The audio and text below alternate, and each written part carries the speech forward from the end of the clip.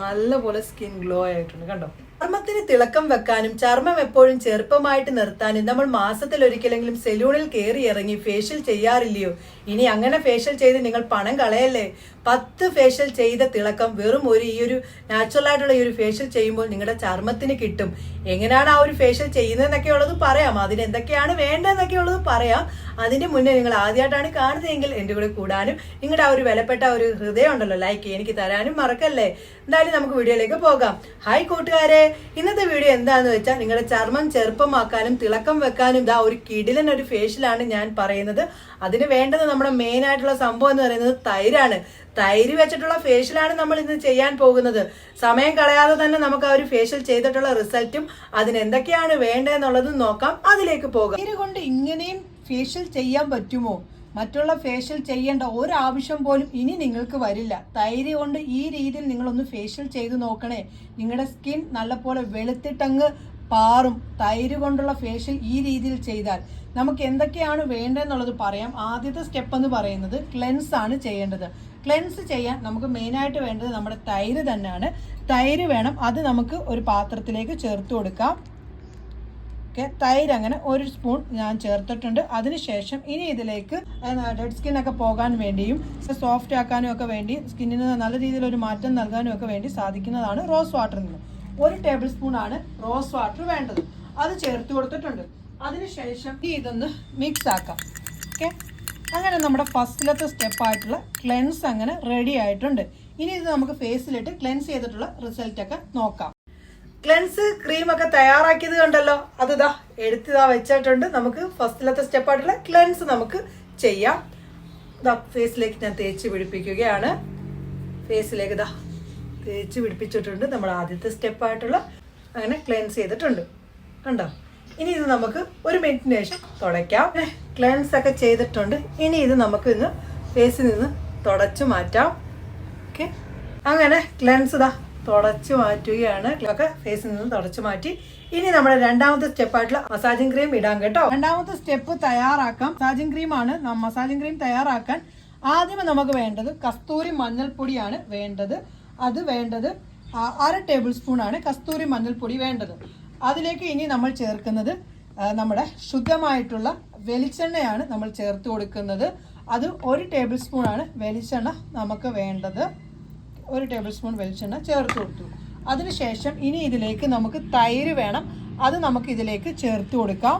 നമ്മുടെ മെയിൻ സംഭവമായിട്ടുള്ള തൈര് 1 table spoon ചേർത്തിട്ടുണ്ട്. ഇനി ഇത് നല്ല പോലെ മിക്സ് ആക്കാം കണ്ടോ. അങ്ങനെ നമ്മുടെ മസാജിങ് ക്രീം നല്ല പരുവത്തിലായിട്ടുണ്ട്.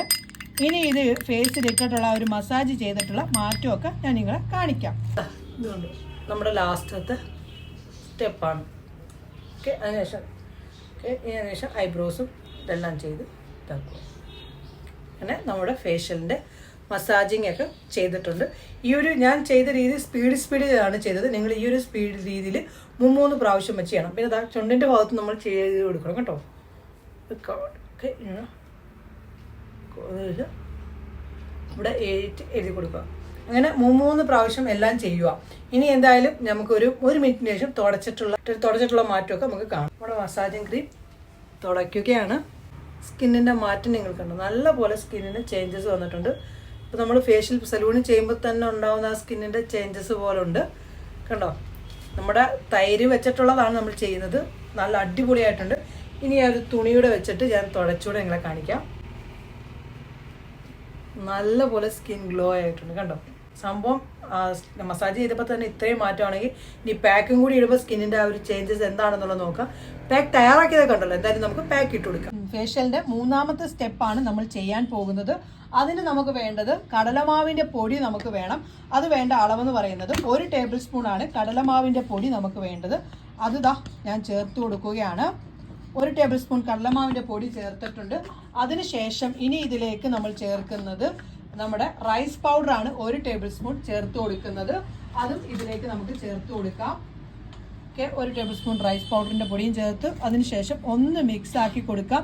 ഇനി ബാക്കി പൊടികളെല്ലാം ഒന്ന് മിക്സ് ആക്കാൻ ആവശ്യമായിട്ടുള്ള പുളിയില്ലാത്ത തൈര് നമുക്ക് ഇതിലേക്ക് ചേർത്ത് കൊടുക്കാം. തൈരും കൂടി ചേർത്തിട്ട് മിക്സ് ആക്കുകയാണ്. നമ്മളിപ്പം സലൂണിലൊക്കെ പോയിട്ട് പണം കൊടുത്ത് ഫേഷ്യൽ ചെയ്യേണ്ട ഒരാവശ്യമില്ല. നമ്മുടെ അടുക്കളയിലുള്ള ഈ കാര്യങ്ങൾ കൊണ്ട് നമ്മുടെ സ്കിന്നിന് വിപണിയിൽ കിട്ടുന്ന ഫേഷ്യലിനെക്കാട്ടിലും വിലപിടിപ്പുള്ള ഫേഷ്യൽ ഉണ്ടല്ലോ, അതിനെക്കാട്ടിലും ഒക്കെ മാറ്റം വെറും ഒറ്റ പ്രാവശ്യം ഈ ഒരു രീതിയിൽ ചെയ്ത് കഴിയുമ്പോൾ നിങ്ങളുടെ സ്കിന്നിന് കിട്ടും.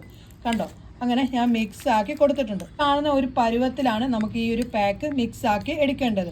ഇപ്പം ഞാൻ ഈ എടുത്തേക്കുന്ന അളവിൽ കഴുത്തേലും ഫേസിലും ഒക്കെ ഇടുന്ന അളവിലാണ് എടുത്തിരിക്കുന്നത്. നിങ്ങൾ കഴുത്തേലും ചെയ്യണം ഫേഷ്യൽ ചെയ്യുന്ന സമയത്ത്.